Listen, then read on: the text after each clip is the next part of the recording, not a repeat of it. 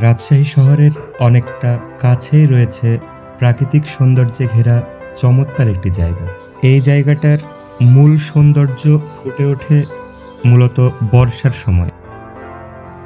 চারপাশে ফসলের মাঠ, তার মাঝখান দিয়ে আঁকাবাঁকাভাবে বয়ে চলেছে নদী বলা যায় না, খাল বলা যায়, আবার লেকও বলা যায়। ফসলের মাঠের মাঝখান দিয়ে সরকারিভাবে খাল খনন করা হয়েছিল এবং খালের পাড় ঘেঁষে লাগানো আছে অনেক গাছ। তবে খালটি আঁকাবাঁকাভাবে তৈরি করার জন্যই জায়গাটার সৌন্দর্য অনেক বৃদ্ধি পেয়েছে। যারা প্রকৃতি ভালোবাসেন তারা ঘুরতে যেতে পারেন। নির্মল বাতাস আর পাখির কিচিরমিচিরে মনটা ভালো হয়ে যাবে।